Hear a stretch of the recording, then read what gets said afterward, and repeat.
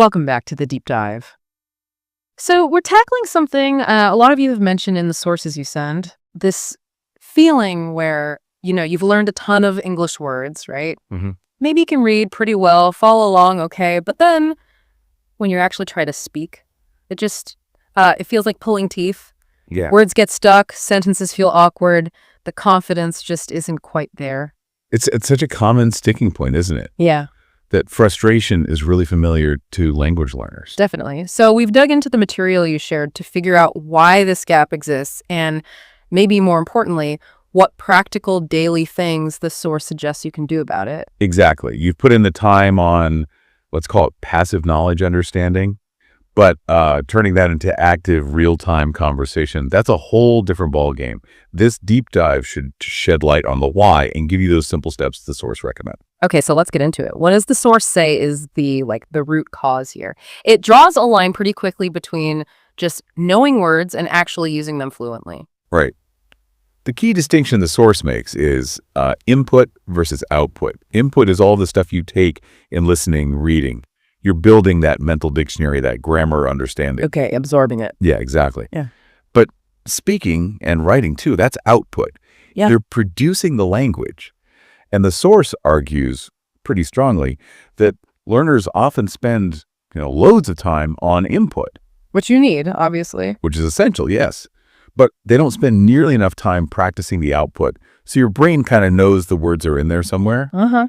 but it hasn't built the pathways to grab them quickly, put them together and say them out loud, especially when you feel a bit pressured. So it's like, okay, living words is like stocking your pantry with ingredients, maybe grabbing some cookbooks, but speaking is actually getting in the kitchen and, cooking the meal. That's a perfect analogy for how the source puts it. Spot on. You have to practice the doing, not just the collecting. Precisely.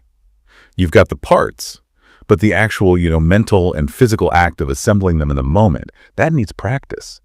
The source really stresses that the speaking muscle is different.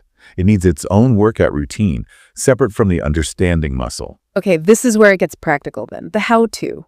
And the source isn't saying, go find 2 hours for conversation practice every day, which, let's be honest, feels daunting. Right, no. It's much more about consistency with small, almost surprisingly simple daily habits.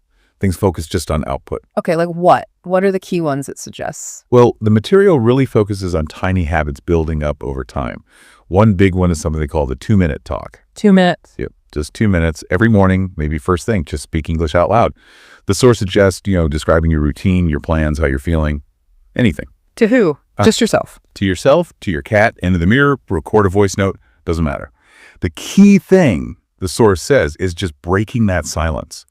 Getting your brain and your voice working together on producing English, even just for that tiny burst. It's like the minimum dose to get started. 2 minutes.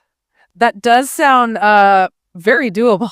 Does it have other little tricks like that? It does. Another one, maybe for later in the day, is shadowing. Shadowing. Yeah.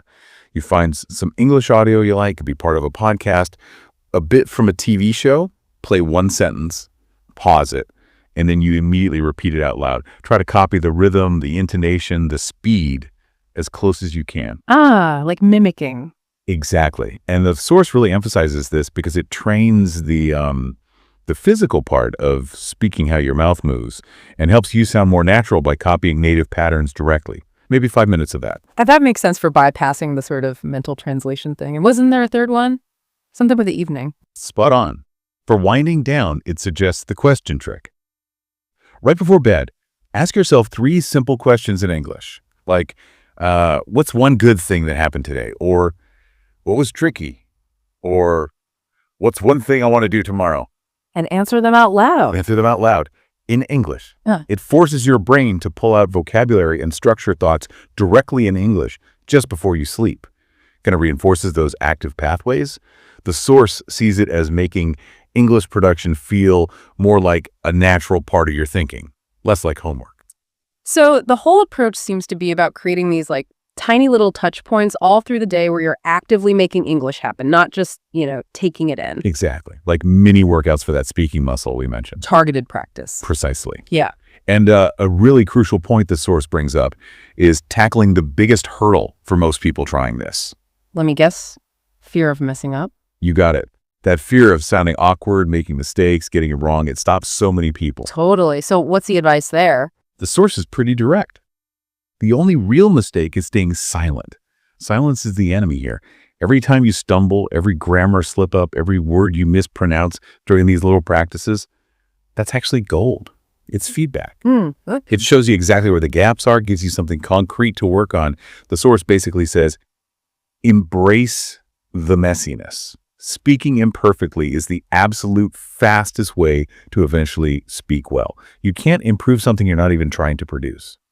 Okay, so wrapping this up for you, the listener, who might be feeling this exact frustration, the core takeaway from this material seems really clear. Fluency isn't just about cramming more words in your head. Well, It's about consistently, even briefly, using the words you already have, practicing that output daily. The path forward isn't necessarily more grammar books. It's these small, focused speaking actions. yeah. And going back to that cooking idea, vocabulary as ingredients, speaking as cooking. Maybe think about this. What's just one really tiny cooking action, one of these output habits the source talked about? Wow. What's one thing you could realistically try today? Just today. Just today. Not perfectly, not forever. Just one small step you can take right now to start building that speaking muscle, that momentum. What will it be for you?